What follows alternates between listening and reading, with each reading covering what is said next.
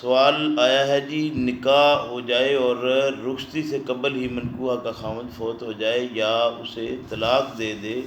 تو اس منکوحہ کی عدت کا کیا حکم ہے؟ اس کے بارے میں سورہ احزاب 33 نمبر صورت ہے، اس کی 49 نمبر آیت میں اللہ رب کریم ارشاد فرماتے ہیں، یا ایھا الذین آمنوا اذا نکحتم المؤمنات، اے ایمان والو جب تم نکاح کرو مومن عورتوں سے، ثم طلقتموہن پھر طلاق دے دو تم ان کو، من قبل ان تمسوہن اس سے پہلے کہ تم نے ان کو چھوا ہو، ان سے تعلقات پیدا کیا ہو، فما لکم علیہن من عدۃ، تو ان عورتوں پر عدت نہیں ہے کہ وہ اس کو شمار کرنے لگو، تعتدونہا فمتعوہن وسرحوہن سراحا جمیلا، تو ان کو کچھ دے دلا کر حسن خوبی کے ساتھ رخصت کر دینا ہے، یعنی طلاق ہوتے ہی اگر ان کی نکاح کا پروگرام کہیں اور ہو تو وہ کر سکتی ہیں، اس میں ایسی کوئی بات موجود نہیں کہ ان کو کوئی اس کی 3 طہر عدت گزارنا پڑے۔ یہ تو بات ہوئی جب طلاق دے دی گئی ہو تو، اور دوسری چیز تھی کہ اگر وفات ہو جائے تو وفات کا معاملہ ذرا مختلف ہے۔ وہ اصل یہ ہے کہ اس میں سوگ ہے، غم ہے، غم اور سوگ جو ہے وہ بہرحال رخصتی ہو یا نہ ہو وہ برابر ہے۔ اس کا جو مقصد تھا، یعنی وہاں جو عدت ہے اس میں مخصوص ایک چیز ہے جس کو دیکھنا تھا کہ بھئی وہ جو 3 طہر تک انتظار ہے وہ کیوں کروانا تھا۔ یہاں جو 4 ماہ 10 دن کی عدت ہے، اس سلسلہ میں یعنی سوگ کی صورت میں خامند وفات پا جائے اور عورت کی ابھی رخصتی ہوئی نہیں، تو جس کی رخصتی ہوئی وفات پانے والے کے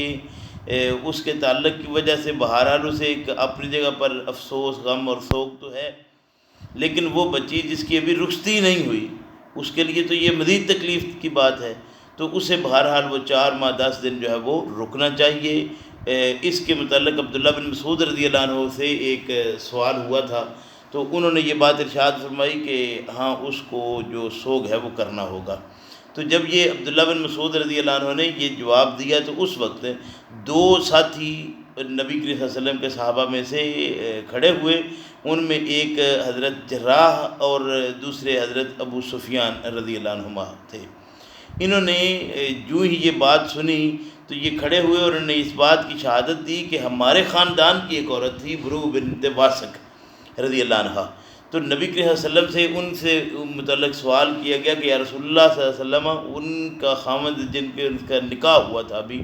تو وہ ہلال بن مرہ اشجعی رضی اللہ عنہ، وہ فوت ہو گئے ہیں، تو اب کیا کیا جائے؟ تو نبی کریم صلی اللہ علیہ وسلم نے فرمایا کہ اب اس کو عدت بھی گزارنا ہے اور ساتھ جو اس کا ترکہ ہے اس میں سے اس کو باقاعدہ حصہ بھی ملے گا۔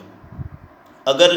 طلاق ہوئی ہو تو اس میں اللہ ارشاد فرماتے ہیں فمتعوہن وسرحوہن سراحا جمیلا، اسے کچھ دے دلا کر اچھے طریقے سے رخصت کرنا ہے، اور اگر خاوند اس حالت میں کہ ابھی رخصتی نہیں ہوئی طلاق